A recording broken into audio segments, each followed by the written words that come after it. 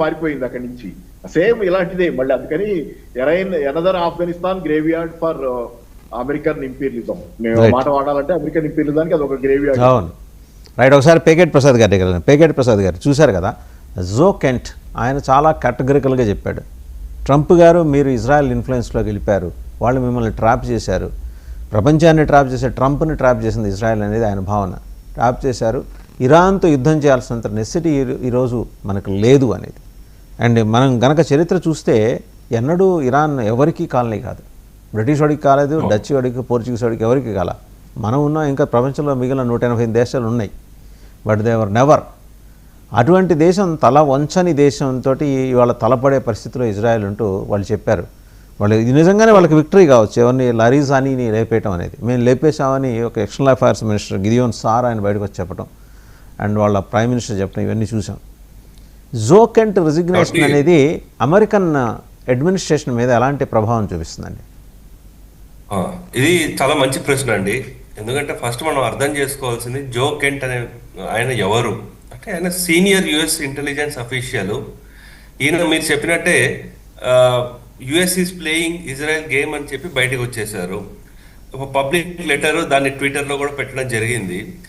అయితే ఈయనకి మనం చూసుకోవాల్సిన ఎక్స్పీరియన్స్ ఎక్కడ ఉంది అంటే, యాక్చువల్లీ ఇరాక్లో ఎక్కువ పనిచేశారు. ఒక 11 కంబాట్ డిప్లాయ్మెంట్స్కి వారు చూసుకున్నారు అనమాట. అయితే ఈయనకి ఒక పర్సనల్ ఒక సెట్ బ్యాక్ కూడా జరిగింది. ఇరాక్లో వార్ చేస్తున్నప్పుడు ఇతని మొదటి భార్య అయిన షానన్ కెంట్ గారు ఐఎస్ఐఎస్ అటాక్ వల్ల, సూసైడ్ బాంబింగ్ వల్ల ప్రాణత్యాగం చేయాల్సి వచ్చింది. అందు గురించి కొంచెం ఎమోషనల్లీ ఉండొచ్చు, దాంతోపాటు ఆన్ ద గ్రౌండ్ వర్క్ చేశారు కాబట్టి అక్కడ పరిస్థితులు ఇంకా బాగా తెలుస్తుంది. అది చాలా మటుకు ఈయన ట్రంప్ లాయలిస్ట్గా ఉండే వ్యక్తి కూడా ఆయన బయటికి వచ్చేసారంటే, యుఎస్లో ఎలా జరుగుతోంది అంటే వాళ్ళ థాట్ ప్రాసెస్లో కానీ వాళ్ళ లీడర్షిప్లో కానీ ఏం జరుగుతోంది అనేది మనకు తెలుసుకోవచ్చు. ఎందుకంటే ట్రంప్ గెలవడానికి ముఖ్య కారకులైన వాళ్ళందరూ క్రమేపీ సైడ్ అయిపోతున్నారు. మీరు చూస్తే ఎలన్ మస్క్ కానివ్వండి, వివేక్ రామస్వామి కానివ్వండి, కాష్ పటేల్, తులసి గబ్బార్డ్, వీళ్ళందరూ కూడా సైడ్ అయిపోతున్నారు. సో అందు గురించి ఇంటర్నల్లీ వాళ్ళకి చాలా విభేదాలు వస్తున్నాయి. కానీ ట్రంప్ పొజిషన్ ఇంకెన్ని రోజులు ఉంటుందో మనకు తెలియదు. సో ఇంకా ఈయన మగా మేక్ అమెరికా గ్రేట్ అని చెప్తూ ముందుకు తీసుకెళ్తున్న వ్యక్తి ఇంకా దీని వల్ల ఏమవుతుంది ఇంటర్నల్ అమెరికాలో అనేది ఒకటి మనం చూసుకోవాలండి. ఇంకోటి మనకు డిస్కస్ చేస్తున్నప్పుడు యుఎస్ ఇజ్రాయెల్ పార్ట్నర్షిప్ మధ్య ఉండే రిఫ్ట్స్ ఏవైతే ఉన్నాయో, ఈ రెసిగ్నేషన్ మనకి అది ఇంకా బయటికి ఎక్స్పోజ్ చేసేస్తుంది. అంటే ఇక్కడ ఇజ్రాయెల్ వాళ్ళకి వచ్చేసరికి ఏంటంటే, వాళ్ళకి ఎగ్జిస్టెన్షియల్ క్రైసిస్. ఎట్టి పరిస్థితుల్లో అయినా సరే వాళ్ళు ఇరాన్ని, లేకపోతే ఇరాన్ సపోర్ట్ చేస్తున్న లెబనాన్ని, లేకపోతే ఈ హిజ్బుల్లా రిజైమ్, హమాస్, హూతీలు, వీళ్ళందరినీ వేళ్లతో పాటు వాళ్ళని బయటికి తీసుకెళ్ళడం వాళ్ళ లక్ష్యం. దానికి వాళ్ళు ఎంతకైనా తెగిస్తారు. అయితే ఇంకా మనకి ఇప్పుడు చూసుకోవాల్సిన అంశం ఏంటంటే అండి, ఇరాన్ మీద ఈ 5,000 సంవత్సరాల్లో చెప్పింది రైట్, ఎప్పుడు వాళ్ళు ఎవరికి ఒక కాలనీ లాగా ఎప్పుడు లేరు. కానీ అంతర్గతంగా వాళ్లకు వస్తున్న ఆ పోరు వల్ల, అంటే వివిధ సివిలైజేషన్సే పోయాయి. అంటే అక్కడ ఇస్లామైజేషను అవన్నీ కూడా అంతర్గతంగా వాళ్ళకు వస్తున్న శక్తిశాలి, ఎవరికి శక్తి వచ్చిందో, వాళ్ళకి బలం ఎప్పుడైతే వచ్చిందో ఆ రిజైమ్ చేంజ్ అవుతూ వచ్చాయి. ప్రస్తుతానికి అలా రిజైమ్ చేంజ్ కాకపోయినా సరే ఇజ్రాయెల్ వాళ్ళ స్ట్రాటజీ ఎలా ఉందంటే, అంతర్గతంగా ఎవరైతే ఉన్నారో వాళ్ళని బలోపేతం చేయడము, కుర్దులను బలోపేతం చేసుకుంటూ రావడం వాళ్ళ ప్రయత్నాలు దాంట్లో ఉన్నారండి. అంటే కాలనీ అవ్వకపోయిండొచ్చు, కానీ రూలర్స్ని చేంజ్ చేసే అవకాశం ఇంకా ఉంది. అదే హిస్టరీ చెప్తుంది. ఈవెన్ ఆఫ్ఘనిస్తాన్లో కూడా అలాగే జరిగింది. బయట వాళ్ళు వచ్చి ఎప్పుడో ఒక సపరేట్ వాళ్ళని కాలనీగా ఎప్పుడు పెట్టుకోలేదు. సో అందుకని ఈ చేంజ్కి వీళ్ళు ప్రయత్నాలు చేస్తుండొచ్చు అని మనం చూడొచ్చు అండి.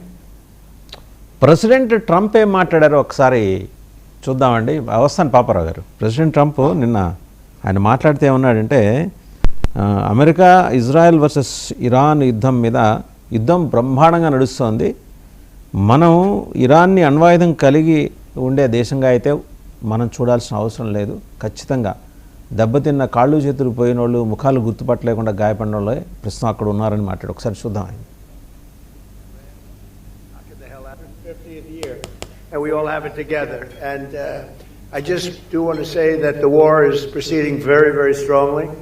We're doing very, very well. Iran, knocking the hell out of them, and you have to do that. We can't let them have a nuclear weapon. They were 2 weeks away, in my opinion, 2 weeks away from having a nuclear weapon.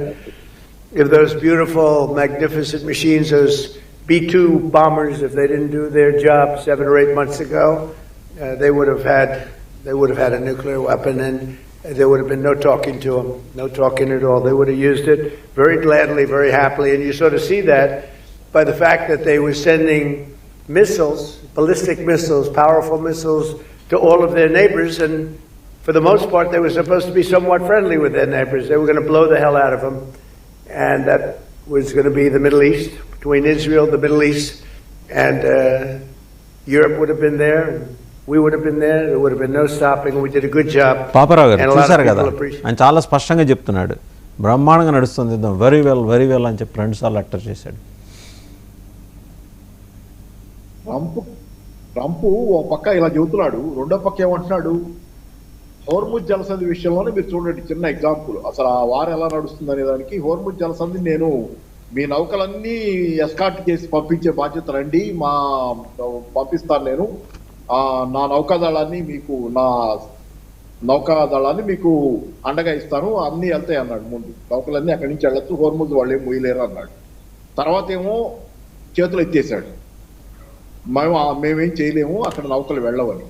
ఆ తర్వాత దశలో ఒక 3-4 రోజుల క్రితం ఏమో ఫ్రాన్స్ని, జర్మనీని, యూకేని, చైనాని కూడా ఆఖరికి వీళ్ళందరినీ సాయం అడిగాడు, హోర్ముజ్ నుంచి వెళ్ళటానికి మా సాయం చేయండి అని. ఇది Trump.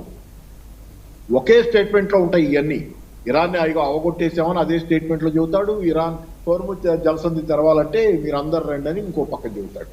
Trump has no sense of, ఏం చెప్పాలి దాన్ని అంటే, ఏ సెన్స్ లేదు, అందరికి అర్థమవుతుందని బిడియ పట్టం కూడా లేదని బహుశా నాకు అనిపిస్తుంది. అందరికి అర్థమైపోతుంది, he is not feeling a shame. చాలా మందికి కొంత హెసిటేషన్ ఉంటుంది, అట్లాంటి హెసిటేషను, షేమ్ ఫీల్ అవటం కూడా లేనటువంటి పరిస్థితి. నేను అనుకుంటాం యుద్ధం ఎలా ఆపాలో తెలియదని అతనికి, అందరికీ అనిపిస్తుంది, నాకు కూడా అదే అనిపిస్తుంది. స్ట్రైట్ ఆఫ్ సార్, ఇంకొకటి స్ట్రైట్ ఆఫ్ హర్ముజ్ గురించి మీరు ప్రస్తావన చేశారు కాబట్టి పాపారావు గారు, ఇప్పుడు అక్కడ అంత నారో, ఆ బాటిల్ నెక్ దగ్గర already Iran has deployed its militia, Basij అని ఒక మిలిషియా ఉంది వాళ్ళకి. అది పరమ కిరాతక దుర్మార్గ పైశాచిక మిలిషియా అది. ఎందుకంటే వాళ్ళు బైకులు వేసుకొని తిరుగుతుంటారు ఇరాన్ వీధుల్లో, నగరాల్లో. ఎవరైనా వాళ్ళ లాకి వ్యతిరేకంగా కనిపించిన మహిళలు ఉంటే వాళ్ళ కళ్ళు పెరికేయటం, చేతులు నరికేయటం, ఇలాంటివన్నీ కూడా, పెదవులు నరికేయడం. ఆ మిలిషియాని దించి అక్కడ ఈ suicide boats across the coastal line పెట్టారు. ఇరాన్ టెరిటరీకి ప్రత్యేకించి స్ట్రైట్ ఆఫ్ హర్ముజ్కి ఉన్న అడ్వాంటేజ్ ఏంటంటే అక్కడ పెద్ద పెద్ద బొరియలు ఉంటాయి, అంటే వాటిని చిన్న స్మాల్ కేవ్స్ అనుకోవచ్చు. ఆ కేవ్స్లో వీళ్ళు కూర్చుంటే అవతల నుంచి క్రాస్ చేసే ఈ వార్షిప్స్ ఓకే అనుకోండి, వార్షిప్స్కి ఇబ్బంది లేదు, బట్ వెజల్స్కి అంత సెక్యూరిటీ ఉండదు కదా. వీళ్ళే సూసైడ్ బోట్స్ని పంపించడం, కొన్నిసార్లు పర్సనల్గా చిన్న బోట్స్ తీసుకెళ్ళి వాటిని మొదలు దెబ్బ కొట్టడం, ఓవరాల్గా ఇలాంటి టెక్నిక్స్ వాళ్ళ దగ్గర ఉన్నాయి. ఎందుకంటే పూర్తి గెరిల్లా వార్ఫేర్ వాళ్ళు ఇరాన్ ఉన్నది. ఇప్పుడు అక్రాస్ ది కోస్ట్ లైన్ వీళ్ళు డిప్లాయ్ చేసింది ఎవరంటే ఈ సీ పైరేట్స్, హౌతీస్ని కూర్చోబెట్టారు ఆ బోట్స్ ఇచ్చేసి. వాళ్ళ బురియల్లో దాక్కుంటారు, వస్తుంటే ఆ భయానికే ట్రంప్ ప్రపంచంలో ఉన్న అన్ని దేశాలకు దండం పెట్టి, అయ్యా మీరు రండి, నేను మీకు ఎస్కాట్ ఇస్తాను. ఇప్పుడు అంత ధైర్యవంతులైతే ఆయన ఒక్కడే వెళ్ళొచ్చు కదా, వీళ్ళందరూ అడగటం దేనికి? అంటే అందరం పోదాం రమ్మని.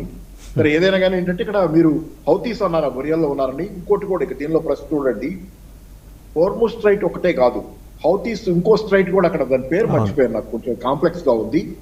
వాళ్ళు స్ట్రైట్ ఆఫ్ ఈడెన్ అండి, స్ట్రైట్ ఆఫ్ ఈడెన్, అది కూడా మోసేస్తారు, అది కూడా సన్నటిది, అది కూడా ఇక్కడే మీరు చెప్పిన మనం అనుకో